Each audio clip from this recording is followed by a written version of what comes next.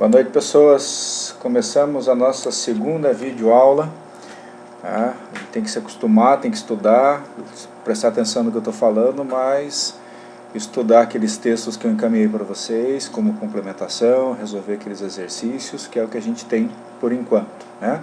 Essa questão de aula remota é o que a gente está trabalhando.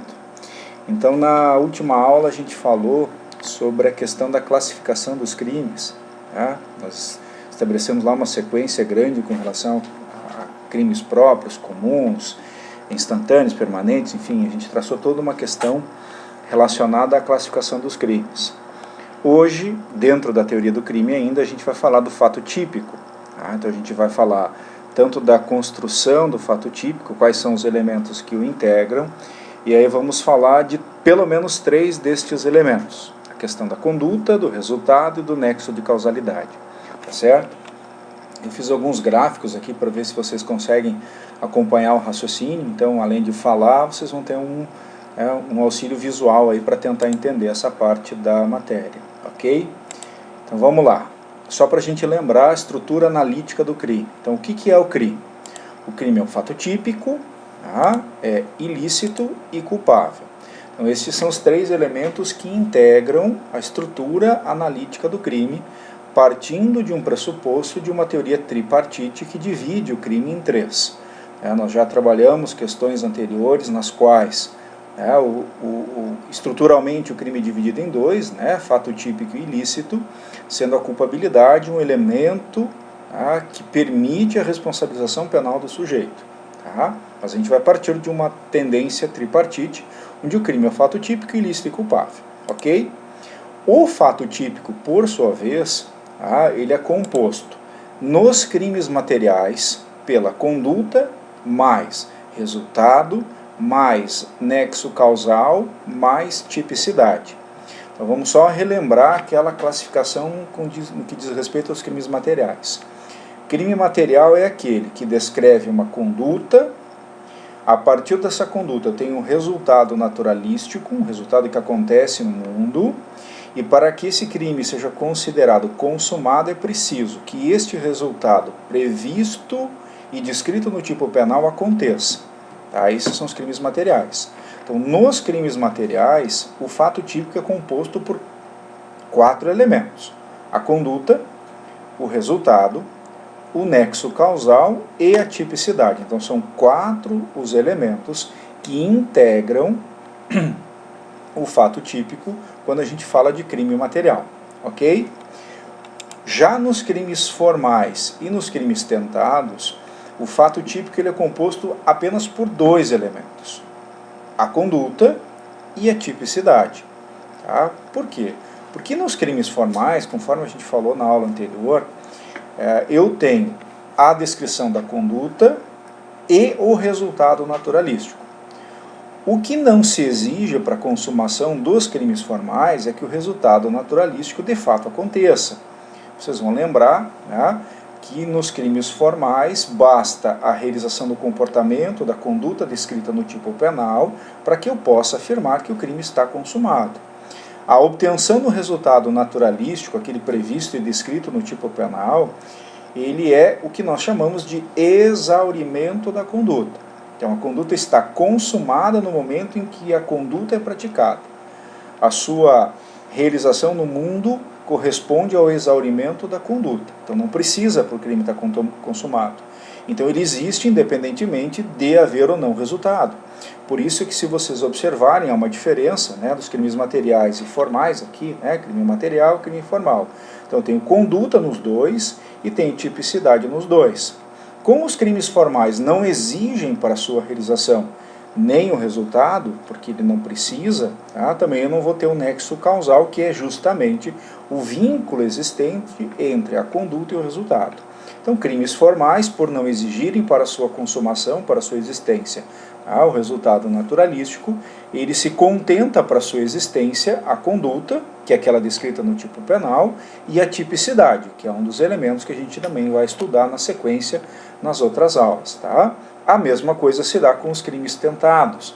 Nós ainda não estudamos a questão da tentativa, mas para que vocês tenham uma ideia geral, A tentativa ela consiste, né, no não alcance do resultado por circunstâncias alheias à vontade do agente.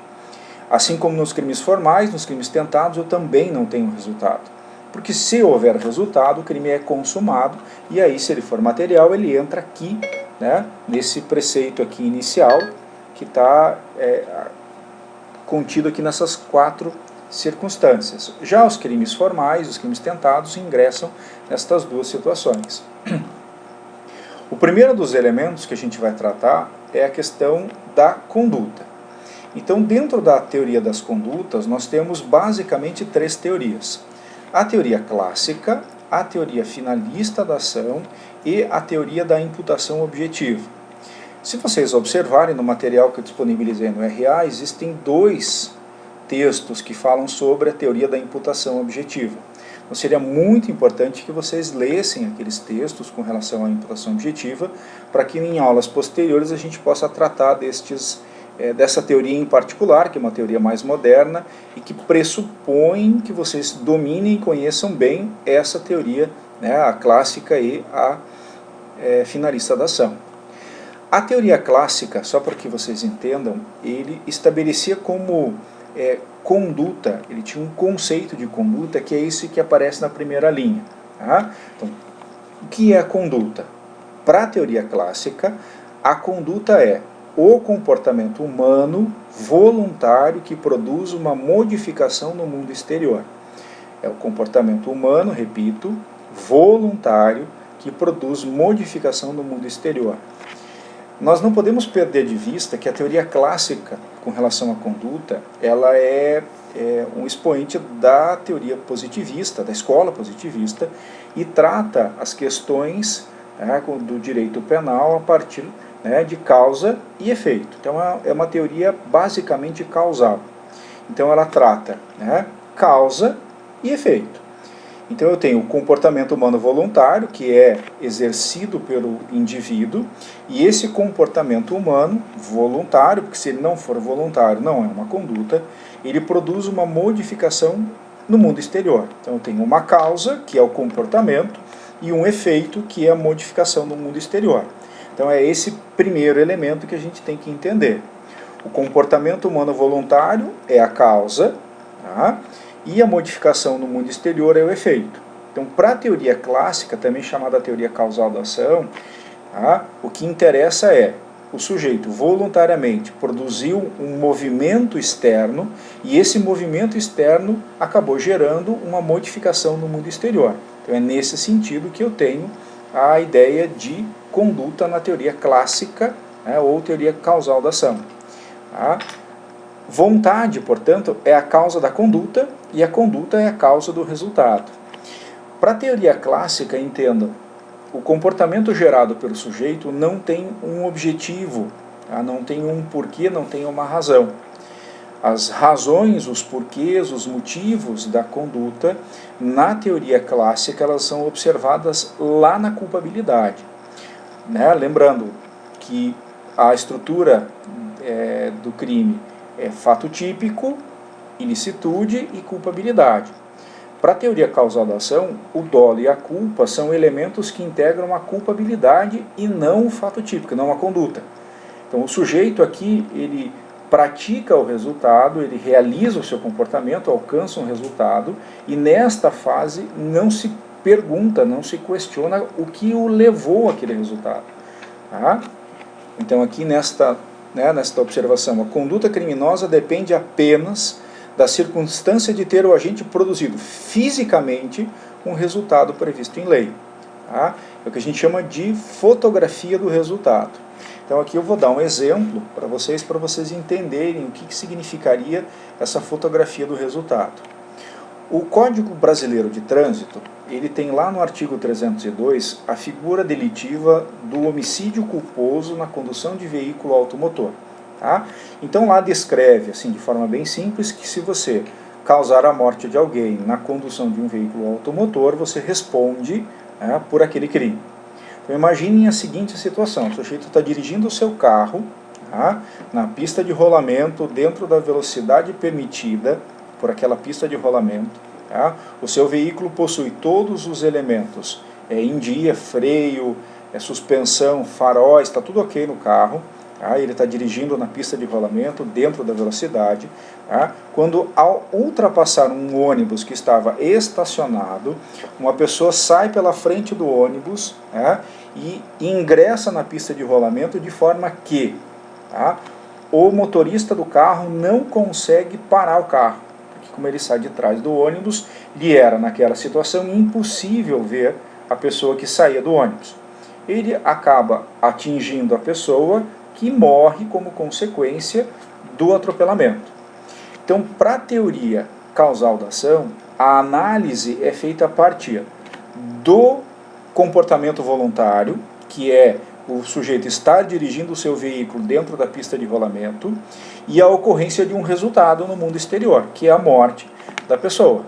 Então, tecnicamente, na teoria clássica, ou teoria causal da ação, este sujeito, que na condução do seu veículo automotor, dirigiu o carro dentro da pista de rolamento, na velocidade adequada, com todos os equipamentos de segurança em ordem, ele teria produzido a conduta que se enquadraria no crime de homicídio culposo na condução de veículo automotor, do artigo 302 do CTB. A discussão com relação a ele querer matar o sujeito ou ter agido com culpa não é analisado nesta parte pela teoria causal. E nós analisaríamos isso lá na culpabilidade, lá no final, na terceira e última parte dos elementos que integram o tipo. Então aqui, para a teoria causal, por isso chama fotografia do resultado, eu tenho a morte da vítima, é o resultado no mundo exterior, houve uma modificação, a pessoa estava viva, está morta. Tá? Quem é que produziu isso? O cara que dirigiu o carro. Então eu tenho um comportamento humano voluntário, o cara estava dirigindo o carro, e eu tenho um resultado no mundo exterior, que é o sujeito que morreu. Então, para a teoria causal, nós temos uma conduta, nós temos uma hipótese que enquadraria a princípio, porque nós analisando os outros elementos, eu tenho resultado, morte, eu tenho um nexo de causalidade, que é o vínculo entre o meu comportamento, dirigir o carro, e a morte da pessoa, então eu tenho esse vínculo, e esse meu comportamento adequa-se ao previsto no artigo 302. Eu matei alguém na condução de veículo automotor. Então, nestes termos, eu tenho um fato típico, porque eu tenho uma conduta, eu tenho um resultado, um nexo de causalidade e uma tipicidade. Se ele agiu com vontade, sem vontade, com dolo ou com culpa, eu não analiso aqui. Tá? Na teoria causal da ação, analisa-se exclusivamente a figura da ação do sujeito e do resultado decorrente da ação do sujeito. Tá? Por isso que eu coloquei aqui essa afirmação. Essa teoria não distingue a conduta dolosa da conduta culposa. Tá? É uma análise objetiva da conduta. O que essa teoria clássica ou causal da ação gerava? Problemas para explicar crimes formais e crimes tentados. Por que ele tinha problema para explicar crime formal e crime tentado? Primeiro, eu não tinha um resultado. Tanto nos crimes formais como nos crimes tentados, conforme a gente falou antes, eu não tenho o resultado naturalístico. E a teoria causal da ação trata justamente do comportamento e do resultado. Se eu não tenho resultado, como é que eu vou ter causa e efeito? Se não há um efeito, não há uma mudança no mundo exterior. Então esse era o grande problema da teoria clássica, da teoria causal da ação. Surge então na década de 60 a teoria finalista da ação. Vários dos autores trataram da teoria finalista da ação, mas o expoente dessa teoria é Wesel. Então Wesel sistematiza a teoria finalista da ação, principalmente preocupado com questões relacionadas a crimes de trânsito. Essa foi o móvel que levou à mudança de paradigma com relação à teoria anterior, que era a teoria causal da ação. A teoria finalista ela parte da concepção de que o homem é livre e responsável pelos seus atos. Lembra vocês, nós já falamos disso, nós temos no direito penal, principalmente no direito penal atual, a ideia de que o indivíduo, o ser humano, ele tem livre arbítrio, que é a capacidade de agir de acordo com a sua vontade. Então eles partem da concepção de que o homem é livre, ou seja, ele sabe o que ele faz porque quer e é responsável pelos seus atos, ou seja, aquilo que ele realiza, ele deve arcar com as consequências do seu comportamento. Então, Para a teoria finalista da ação, se nós observarmos aqui, a conduta é um comportamento humano, consciente e voluntário, dirigido a um fim. Então, se nós formos comparar o conceito anterior com este conceito, o que eu consigo ver? Lá na teoria causal, a conduta era um comportamento humano, voluntário e um resultado. O que se esperava com relação à conduta é que o comportamento fosse voluntário. Então, se os comportamentos fossem involuntários, reflexos, ou não emanassem do ser humano, eu não tinha conduta. Mas não havia uma necessidade de que esse comportamento fosse consciente, ou que esse comportamento fosse dirigido para um fim. Essa mudança de paradigma se dá pela ideia de que na teoria finalista da ação nós temos livre-arbítrio, que é a capacidade de escolha de ação. Então, para nós, na teoria finalista, o comportamento, a conduta é o comportamento humano, é o agir humano, de ação ou de omissão, a gente já vai chegar nesse ponto, consciente, ou seja, o sujeito tem plena consciência do que está fazendo, e é voluntário, ele faz porque quer e é dirigido para um fim. Por isso, é que na teoria finalista da ação, a grande mudança foi que o dolo e a culpa, que estão aqui, se deslocaram da culpabilidade, estavam lá no final, lembrem a primeira parte dessa aula que eu tenho lá, né? Fato típico, ilicitude, culpabilidade. Então, na teoria finalista da ação, eles saem da culpabilidade e se deslocam para o tipo penal e entram dentro da conduta. Então, o dolo e a culpa se deslocam da culpabilidade e passam a integrar o tipo penal. É o que nós chamamos, né, no direito penal, de elementos subjetivos do tipo. Então o tipo passou, além de descrever elementos objetivos, e a gente vai estudar a teoria do tipo daqui a pouco, ele traz também elementos subjetivos, que são aqueles, dolo, que é a vontade livre e consciente, ou a culpa, que é a ausência de cuidados objetivos, aquela ideia do homem médio, aquilo que todo mundo deveria ter como cuidados. Ok? Então essas são as principais diferenças entre a teoria clássica ou causal e a teoria finalista da ação. Para a teoria clássica, a conduta é um fato humano voluntário, tá? E a produção de um resultado naturalístico. Não há um porquê, não há um querer.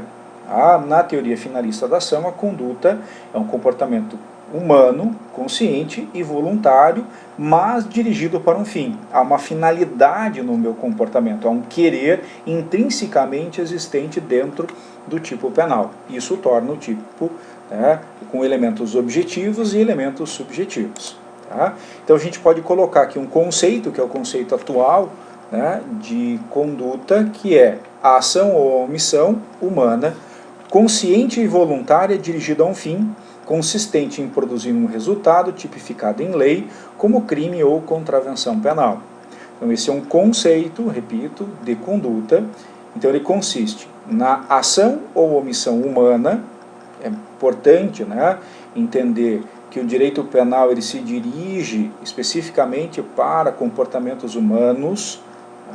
E aí entra aquela discussão de aulas anteriores, nossa última aula presencial, que nós discutimos a possibilidade da pessoa jurídica praticar crimes. Eu lembro que nós temos no direito penal brasileiro, na lei de crimes ambientais, essa possibilidade, mas eu teci algumas críticas a respeito disso, justamente por conta de ter a conduta como conceito um comportamento humano, o que afastaria, em tese, a possibilidade de uma pessoa jurídica, porque ela não tem vontade, não tem consciência, de praticar qualquer tipo de infração.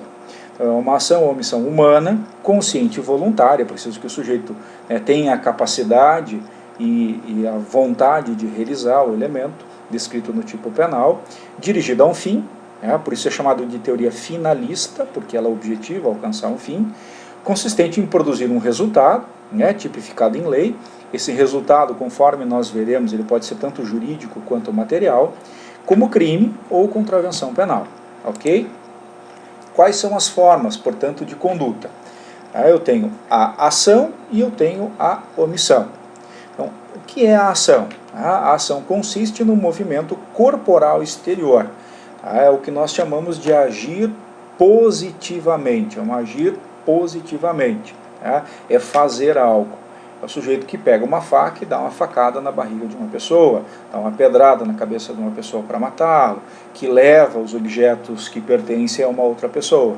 A grande maioria dos crimes previstos no Código Penal, na parte especial, assim como aqueles em leis extravagantes, são crimes comissivos. Lembram daquela classificação, né? Crimes comissivos ou de ação. Então aqui a conduta é realizada, né, de forma comissiva, ou seja, por meio de ação, que é um movimento corporal exterior, é um agir positivamente. Por outro lado, a omissão, né, dentro do que a gente entende no direito penal, é o comportamento de não fazer aquilo que podia e devia ter feito em termos jurídicos. Tá?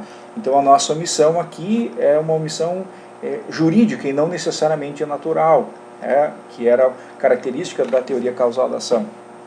Então, omissão não é simplesmente não fazer nada. Tá? Omissão, ficar omisso, pode consistir na ausência de movimento, mas não é só a ausência de movimento. Tá? A ideia de omissão no direito penal é o comportamento de não fazer aquilo que podia, ou seja, há uma determinação normativa e que obrigava o sujeito a agir de uma determinada forma, e ele podia e devia ter agido em outros termos. Então vamos colocar como exemplo o artigo 135 do Código Penal. O artigo 135 ele trata do crime de omissão de socorro. Então ele fala lá, deixar de prestar socorro quando possível fazê-lo sem risco pessoal. Então o tipo penal descreve um comportamento positivo, né, comportamento negativo, deixar de fazer alguma coisa, e aí a norma penal impõe ao agente, impõe às pessoas que, nos casos concretos, prestem socorro. Então eu posso praticar o crime de forma omissiva de duas maneiras. Então imaginem que eu vejo uma pessoa se afogando, uma pessoa que está necessitando de socorro, e eu simplesmente fico parado, imóvel, enquanto aquela pessoa se afaga. Então eu estou lá olhando, vejo a pessoa no mar, eu tenho a capacidade de nadar, eu sei nadar, eu poderia entrar no mar e salvar aquela pessoa sem nenhum risco à minha integridade, e aí eu fico olhando o cara sentado, sem me mover, absolutamente imóvel, até que a pessoa morra. Cometi o crime, cometi uma conduta na modalidade omissiva, sem sombra de dúvidas.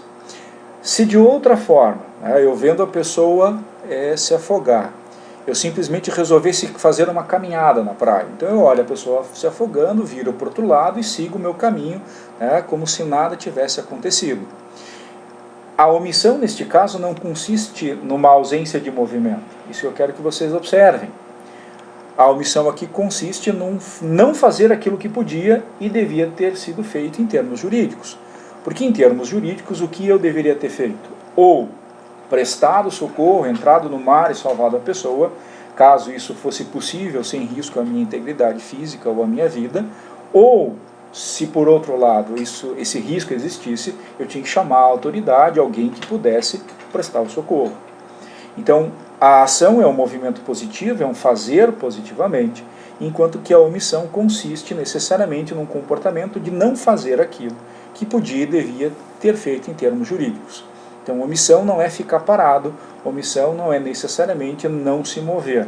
Omissão é deixar de fazer ou fazer coisa diversa daquela que deveria ter sido feito pelo sujeito. Ok? São caracteres, né? A doutrina ela elenca algumas características da conduta. Então, a primeira característica da conduta é que apenas o ser humano pode praticar condutas penalmente relevantes.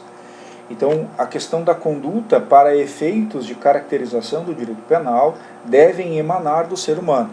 De novo, animais não praticam crimes. E aí, nessa esteira, pelo menos na minha perspectiva, pessoas jurídicas também não poderiam praticar crimes. E não obstante essa posição, nós temos uma lei que prevê essa ocorrência de crimes por pessoas jurídicas. Então, se evidentemente um animal atacar um ser humano, atacar uma outra pessoa, nós não podemos falar em crime. Então imagine um cachorro, um Rottweiler, saia desembestado e comece a morder as pessoas e cause lesão corporal nelas. Ao cachorro não pode ser imputada nenhuma prática de crime. E não obstante, é importante ressaltar que o animal pode ser utilizado como objeto para a prática de um crime. Imaginem que aquele cachorro não se soltou sozinho, nem é um cachorro de rua. Ele foi impelido por seu dono a atacar uma pessoa. Então, nesse caso, o animal é o meio pelo qual o agente, que é o seu dono, tentou alcançar o resultado, que era causar lesões corporais ou a morte. Então, nesse caso, quem será responsabilizado é o dono do cachorro, que voluntariamente atiçou o animal em cima da vítima. Então, só não confundam, né? Aqui é o animal, questões em que o animal, por conta própria, pratica atos, é que estes não podem ser considerados penais, porque não ingressam no conceito de conduta. Tá? O segundo caractere é que somente a conduta voluntária interessa ao direito penal. Então, condutas involuntárias, condutas que são autônomas, como por exemplo, reflexos, condutas que não são feitas por vontade do sujeito, não interessa ao direito penal. O direito penal se interessa apenas, como a gente viu em outros conceitos, só de condutas voluntárias. Apenas os atos manifestados no mundo exterior ingressam no conceito de conduta, estando a cogitação de fora. Então essa é a terceira característica da conduta. Para integrar o conceito, a essência de conduta, os atos eles devem sair da mente do sujeito, eles devem se manifestar no mundo exterior. Cogitação são os atos mentais realizados pelo agente. Então, a cogitação é aquilo que está dentro da cabeça do indivíduo.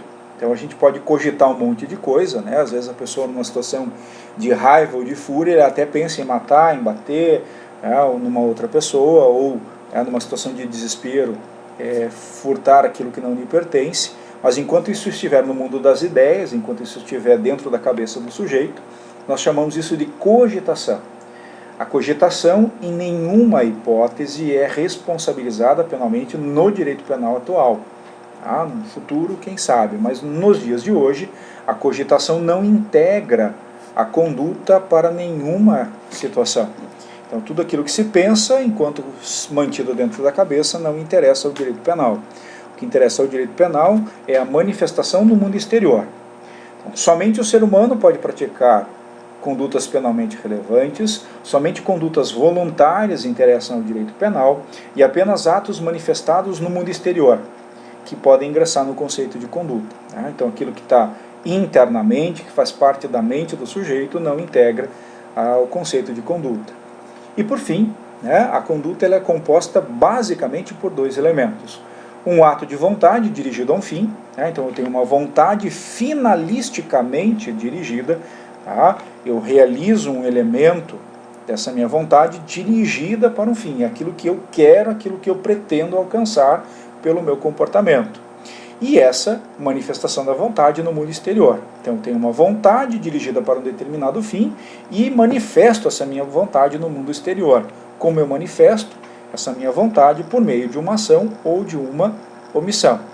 Então, recapitulando, para a gente fixar bem essa ideia, apenas o ser humano pode praticar condutas penalmente relevantes, somente a conduta voluntária interessa ao direito penal, apenas atos manifestados no mundo exterior ingressam no conceito de conduta, e a conduta é composta por um ato de vontade finalisticamente dirigido e a manifestação desta vontade finalisticamente dirigida no mundo exterior, como por meio de uma ação, movimento corporal voluntário, ou por meio de uma omissão, que é um fazer diverso daquele estabelecido pela lei ou pela norma.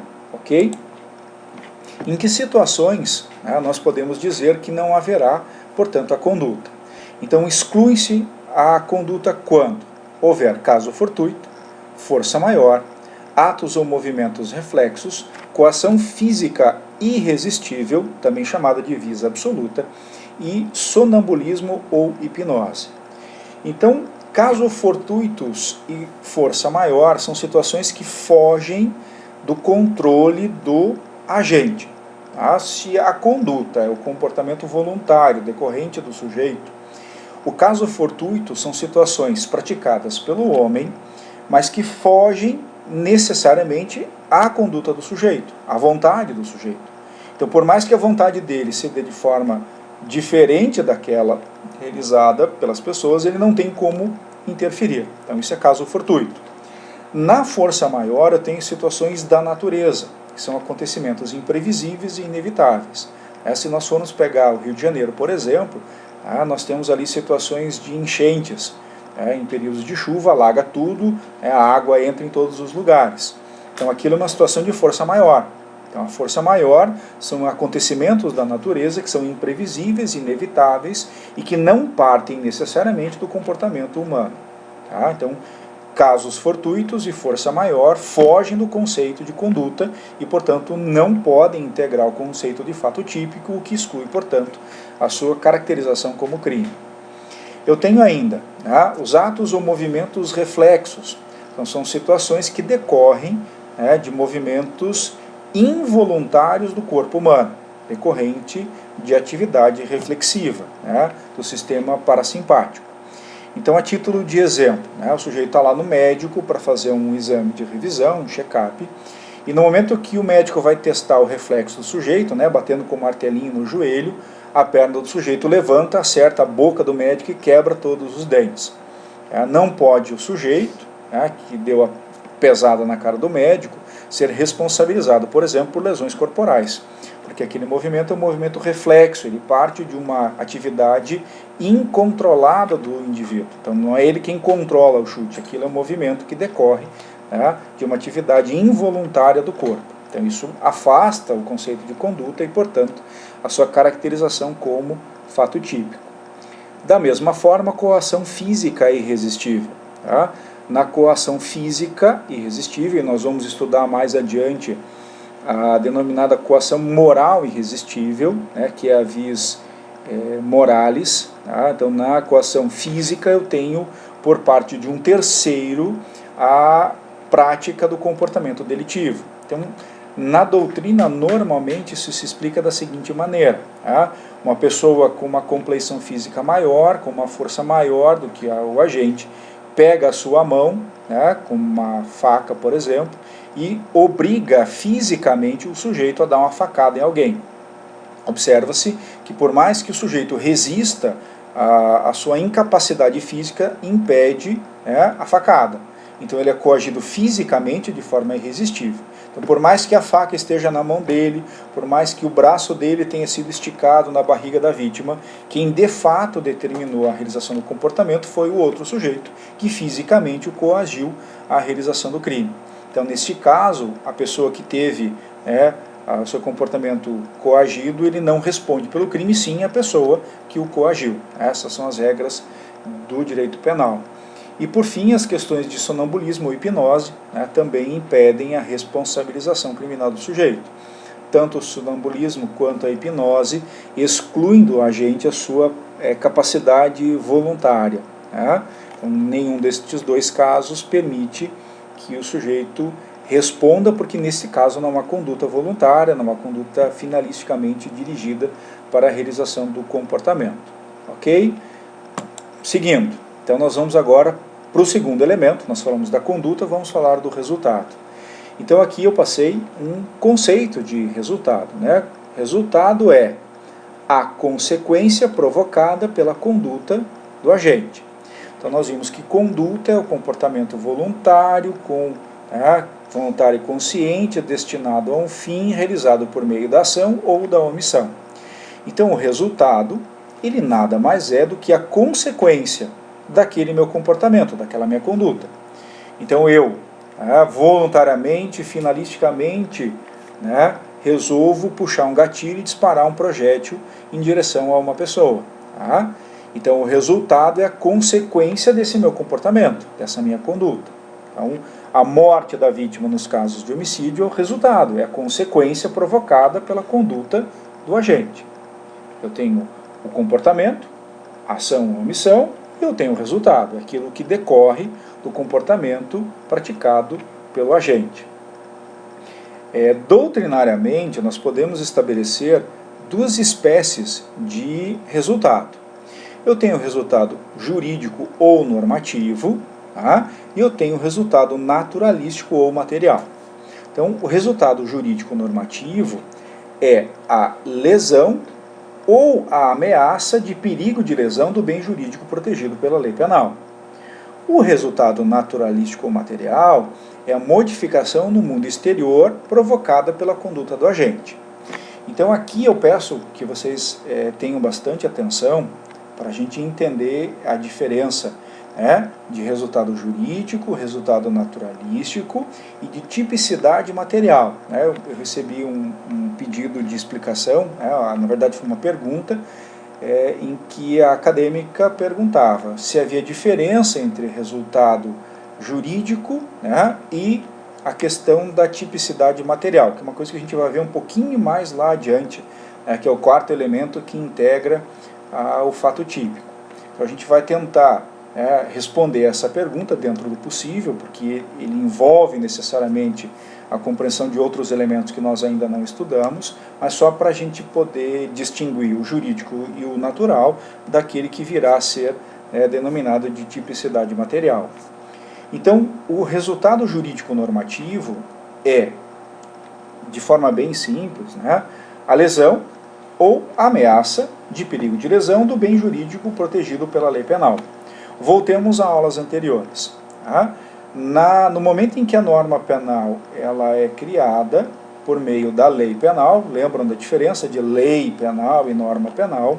Toda norma penal ela tem por objetivo a proteção e a tutela de um determinado bem jurídico. Então eu tenho lá, pelo legislador, a criação da lei, e aí na lei eu vou descrever a conduta proibida ou incentivada, que, uma vez realizada, viola a norma penal, e essa norma penal existe para proteção e tutela do bem jurídico.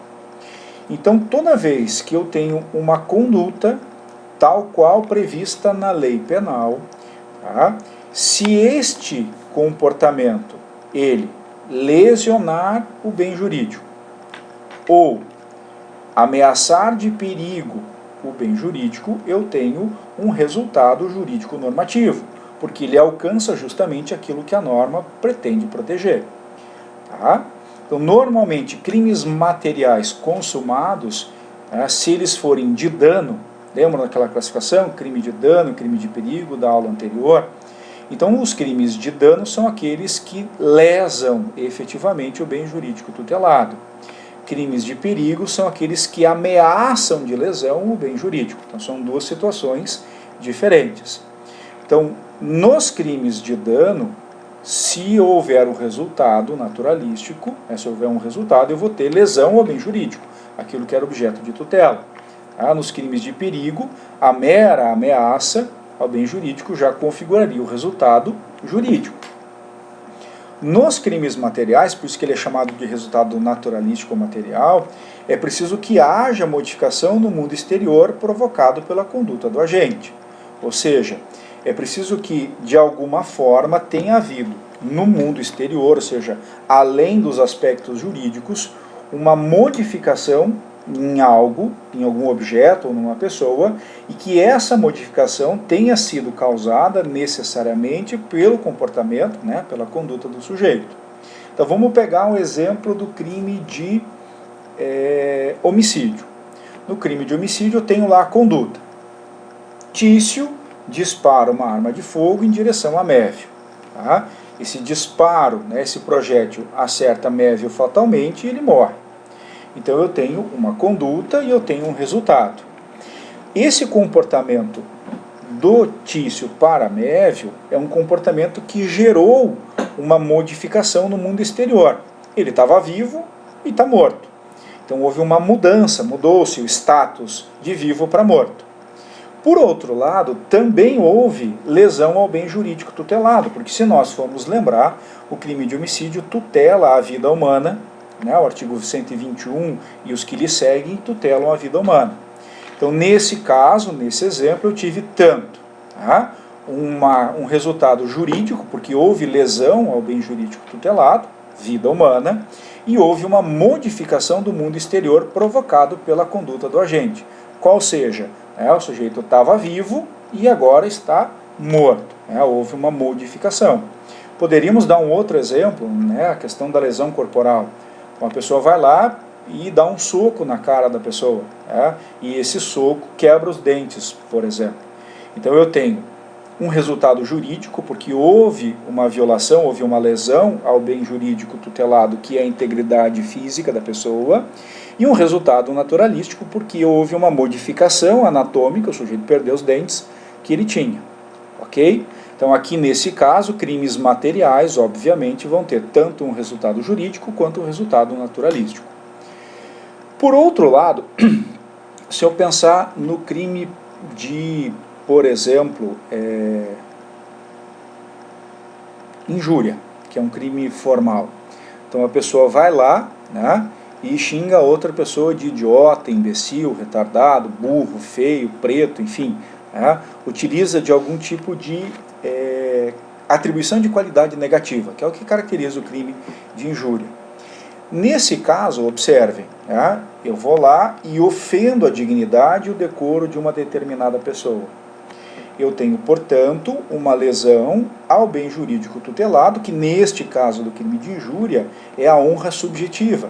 É aquilo que nós acreditamos, é a perspectiva que nós temos de nós mesmos com relação a atributos de beleza, inteligência, honestidade, enfim. Tá? Então eu tenho um resultado que é um resultado jurídico ou normativo. Mas não há nenhuma modificação no mundo exterior por conta do meu xingamento. O fato de eu chamar alguém de burro não vai lhe deixar uma marca roxa no rosto. Tá? Não vai haver uma modificação anatômica, não haverá nenhuma alteração no mundo exterior. Então, neste caso, o crime de injúria ele tem um resultado jurídico, embora não tenha um resultado naturalístico. Partindo desta ideia, observem, todo o crime, qualquer que seja a sua natureza, ele vai ter um resultado jurídico normativo, que é a lesão ao bem jurídico, ou a ameaça de perigo de lesão ao bem jurídico. Então, sempre, em todos os crimes, eu vou ter um resultado jurídico, ok? Entretanto, nem todos os crimes terão resultados naturais ou materiais. Então, certos crimes, onde não há uma modificação no mundo exterior, como o exemplo citado para vocês, ele não vai permitir a ocorrência de um resultado naturalístico ou material. E respondendo à pergunta da acadêmica, o que acontece? Nós temos lá no final, quando a gente fala de tipicidade, uma questão relacionada ao tipo. Então, o que é tipicidade? Só para a gente ter uma noção. A tipicidade é a subsunção do fato praticado no mundo real com a lei, com a norma descritiva do comportamento ilícito. Traduzindo isso para uma língua que a gente possa entender, significa dizer que a tipicidade é a adequação daquilo que eu faço no mundo real com aquilo que a lei penal estabelece como crime. Então, o meu comportamento, ele se enquadra naquilo que a lei penal descreve como crime. Isso é tipicidade. Essa tipicidade, ela é dividida em tipicidade formal e tipicidade material. A tipicidade formal é justamente essa adequação. É o fato do meu comportamento, que está aqui, se enquadrar naquilo que a lei descreve. Isso é formal. A forma se ajusta. Já a tipicidade material é a ocorrência da lesão ou da ameaça de lesão ao bem jurídico. Então, para um fato ser típico, é preciso que tenha ocorrido uma lesão ou, nos casos de crimes culposos, um risco de lesão, perigo de lesão aos bens jurídicos ali tutelados. Então, é tipicidade como subsunção do fato à norma, que é a tipicidade formal, e a existência, a partir dessa tipicidade formal, de uma lesão ou de ameaça de lesão. Então, enquanto aqui eu falo em resultado, que é a efetividade da lesão ou da ameaça de perigo de lesão, lá na tipicidade é um elemento que vai fazer com que aquele comportamento seja típico. Então, vamos pensar assim, para tentar explicar isso. Vamos pegar o crime de furto. O crime de furto é um crime material. Então, eu tenho um comportamento e eu tenho um resultado. Então, o agente, Tício, subtrai de Mévio um aparelho celular. Então, eu tenho um comportamento, subtrair, coisa alheia móvel, e eu tenho um resultado naturalístico, que é a retirada do bem da esfera de vigilância e disponibilidade da vítima. Ok? Neste caso, eu tenho a conduta, eu tenho um resultado jurídico, lesão ao bem jurídico tutelado, e eu tenho, né, um resultado naturalístico, que é a modificação do mundo exterior com a tirada do celular.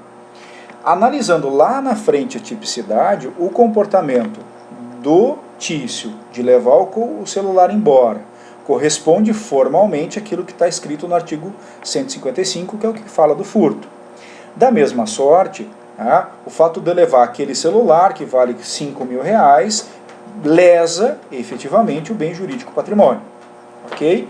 Então eu tenho, nesse primeiro exemplo, a conduta, o resultado naturalístico, o resultado jurídico e as tipicidades formais e materiais. Tá?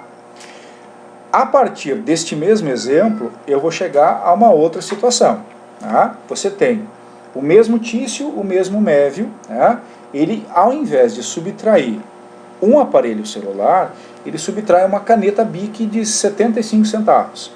Eu tenho conduta, tá? Eu tenho resultado jurídico, tá? Porque eu tenho lesão ao bem jurídico, que é o patrimônio. Tá? Eu tenho um resultado naturalístico, a remoção da caneta da esfera de vigilância e disponibilidade. Tá? Esse comportamento ele se adequa efetivamente àquele previsto no artigo 155, mas essa lesão ocorrida pela subtração da caneta não é suficiente para a afetação do patrimônio da vítima. Então, por mais que eu tenha um resultado material e um resultado jurídico, esse resultado jurídico não é suficiente para afetar o bem jurídico que é protegido pela lei. E por essa razão ele é considerado um crime de bagatela, a gente até já tratou disso. Então é nesse sentido que se diferencia, né, a questão do resultado jurídico da tipicidade material, que a gente vai estudar mais lá para frente.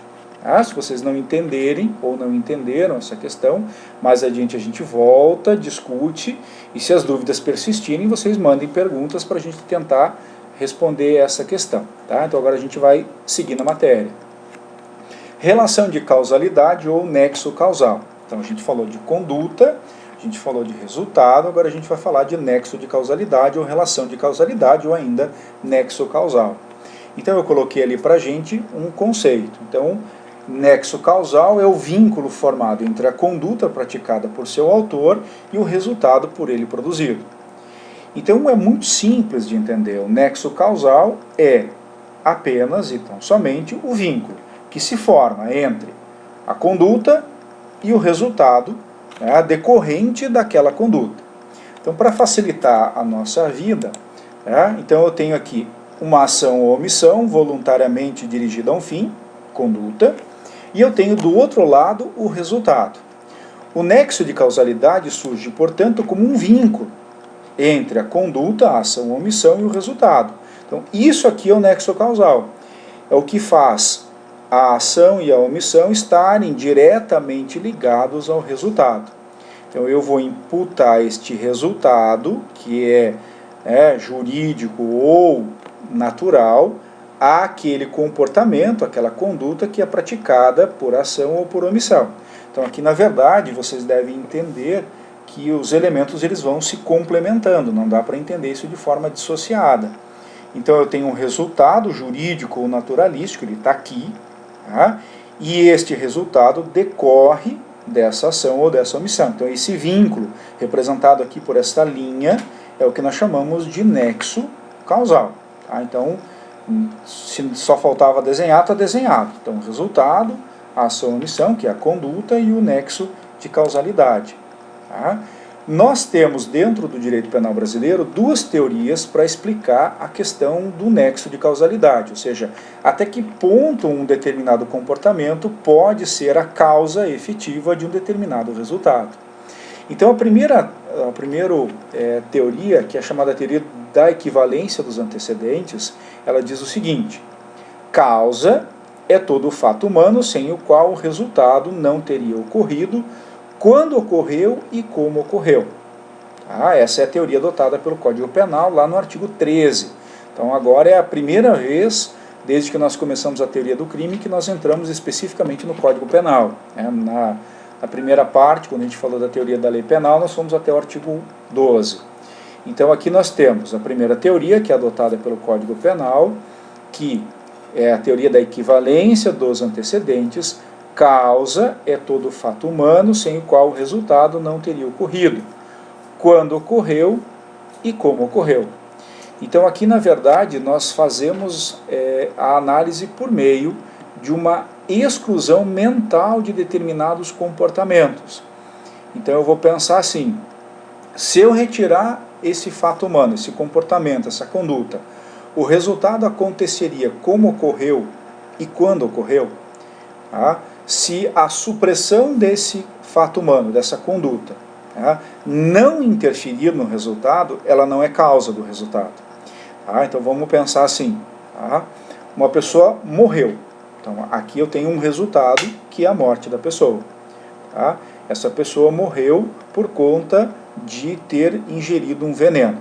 Então eu tenho a conduta do agente A, que coloca veneno na bebida da vítima, que bebe e morre. Então qual é o pensamento, qual é a análise? Eu vou fazer uma supressão mental. Se eu retirar, tá? Se eu retirar mentalmente o comportamento do sujeito, que é colocar o veneno na bebida da outra, o fato aconteceria como aconteceu e onde aconteceu? A resposta é, né, se eu tiro, o fato não teria acontecido como aconteceu e onde aconteceu. Então, desta forma, o meu comportamento, a minha conduta, de colocar o veneno dentro da bebida é causa do resultado. Então, eu vou fazendo essa equivalência dos resultados, eu vou, dos antecedentes, eu vou voltando no tempo para ver efetivamente qual foi a causa daquele resultado. E é assim que nós chegamos à existência do nexo de causalidade. Já na teoria da causalidade adequada, causa é o antecedente não só necessário, mas adequado à produção do resultado, ou seja, idôneo a gerar o fato. Nós vamos encontrar isso aqui nos parágrafos do artigo 13 do Código Penal.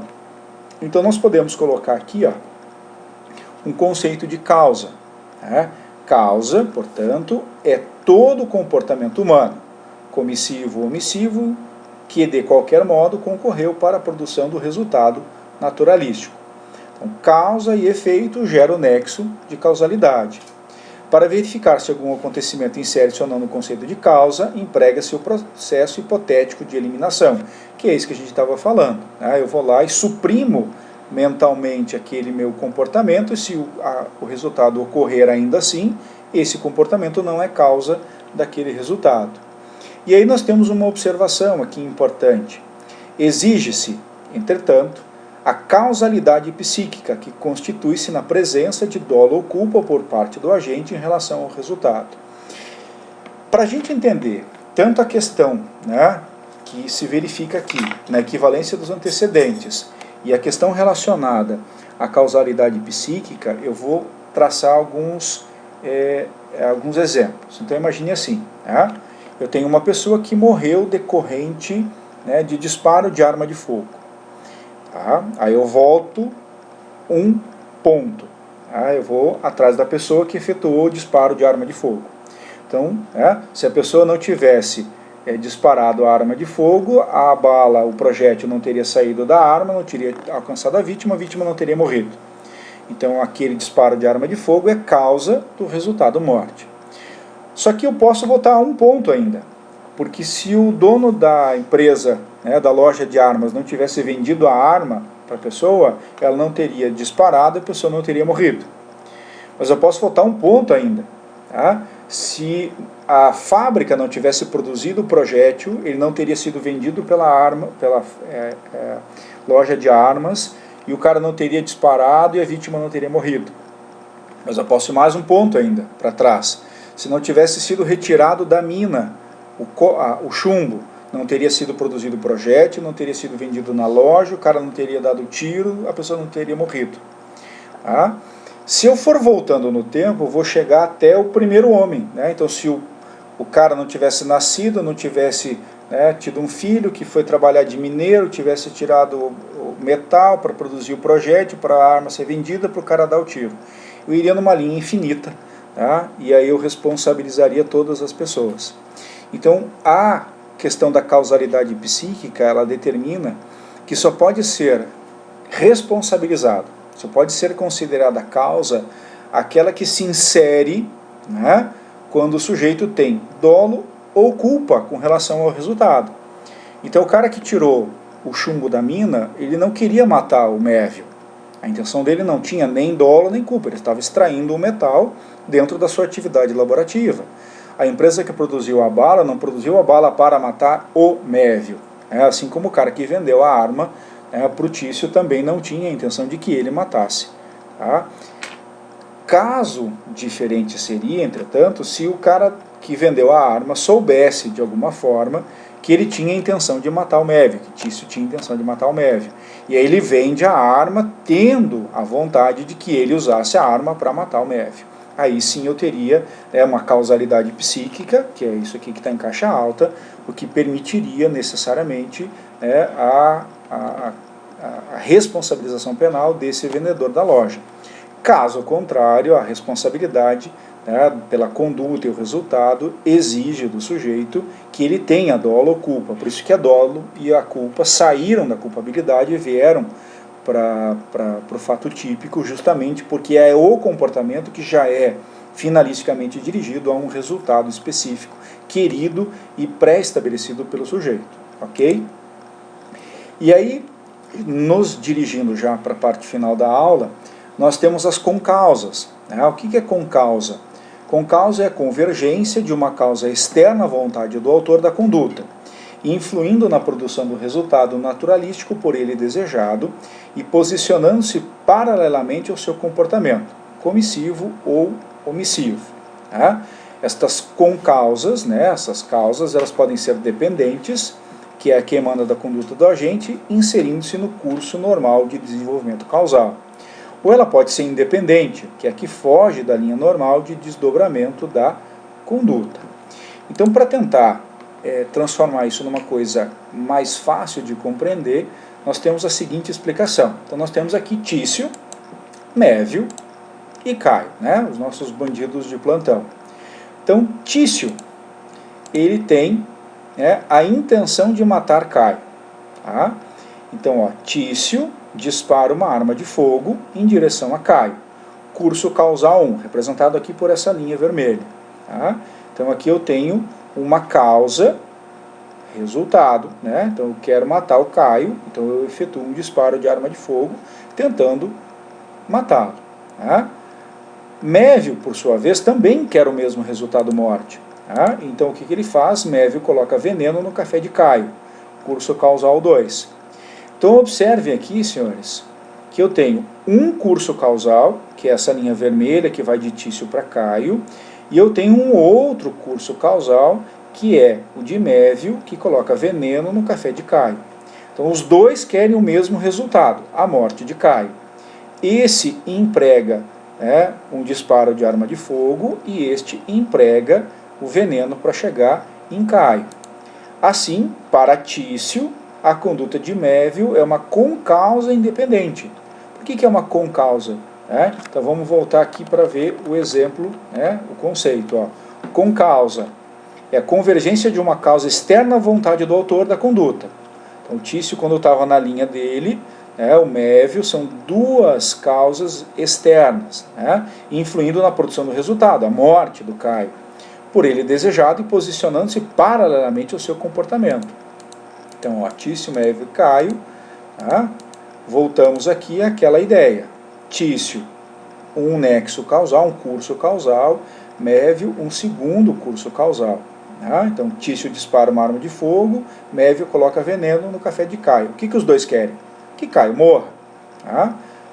Para Tício, a conduta de Mévio é uma concausa. Da mesma forma, para Mévio, a conduta de Tício é uma concausa.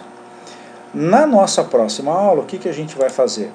Nós vamos estudar a questão das concausas, quando elas são dependentes, quando elas são independentes, e quais são os reflexos que essas concausas vão ter na imputação criminosa com relação ao resultado.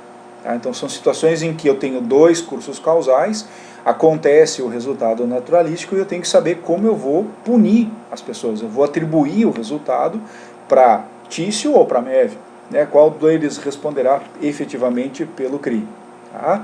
Então, por hoje, a gente fecha, né? Então vocês façam uma recapitulação dessa aula, procurem ler os manuais de direito penal, nós temos na biblioteca online vários livros de penal, da parte geral, leiam aqueles textos, respondam aquelas questões, eu vou postar mais algumas questões ainda essa semana, e aí as suas dúvidas encaminhadas para esse e-mail que está aí, tá? O e-mail institucional.